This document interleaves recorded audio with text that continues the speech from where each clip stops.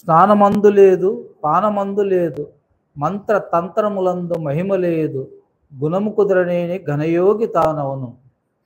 కాళికాంబ హంస కాళికాంబ అంటే స్నానము అంటే శరీరాన్ని శుద్ధి చేసుకునేది స్నానం. పానము అంటే శరీరాన్ని లోపలికి పోయేది, తీర్థ ప్రసాదాలన్నా ఉండొచ్చు, నీళ్ళన్నా ఉండొచ్చు, ఏదైనా పానము అంటారు. తర్వాత మంత్రం అంటే శరీరం ద్వారా నోటి ద్వారా వచ్చేది మంత్రం, మాట అయి ఉండొచ్చు, లేకపోతే సహస్రనామాలు ఏదైనా ఉచ్చారణ, బీజోచ్చర మంత్రాలు ఉండొచ్చు, అవి మంత్రం. తంత్రం అంటే తను శరీరంతో చేసేది ఏ వస్తువు అయినా కనుక్కోవచ్చు, లేదా తనతో ఏదైనా అది తంత్రం. మహిమ లేదు అంటున్నాడు గురుగారు. అంటే గుణము కుదరనేని ఘనయోగి తానవును. గుణము ప్రధానమైనది. గుణం కుదరాలంటే మనకు తెలిసినటువంటి ప్రకృతికి వెళ్ళి వచ్చే 3 గుణాలు ఉన్నాయి మనకు. తమో గుణమేమో ప్రమాదాలను తెచ్చిపెడుతుంది, రజో గుణమేమో కర్మలను ఎక్కువ చేస్తుంది, కోరికలు వచ్చి కర్మలు ఎక్కువ చేస్తున్నాం.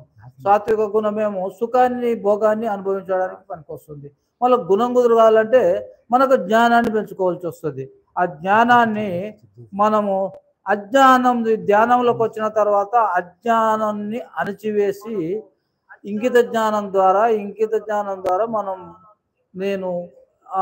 ఇంకిత జ్ఞానాన్ని కూడా అర్థం చేసుకొని సుజ్ఞానం, జ్ఞానం, ఆత్మజ్ఞానం వరకు ఎప్పుడైతే పోయానో గుణం కూడా కుదురుతుంది. గుణం అంటే యాక్చువల్గా మనకు ఆత్మపరంగా ఉండాలి.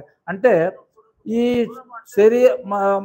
శరీరము, మనసు, బుద్ధి, ఈ ఆత్మ అంటే ఈ శరీరం, మనసు, బుద్ధి, ఇంద్రియాలు కలిపి మనకు ఆత్మ ఉంటుంది. ఆత్మ స్థాయిలో ఉంటేనే కానీ గుణం కుదురుతుంది.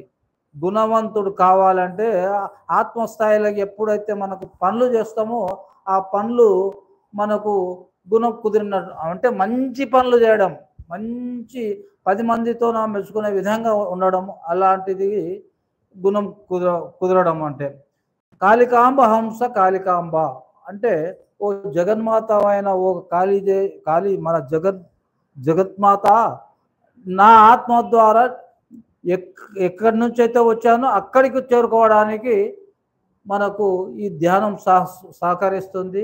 ఈ ధ్యానం వల్ల మనం ఎంతో నేర్చుకోగలుగుతున్నాం. అది ఈ పద్యంలో యొక్క సారాంశం.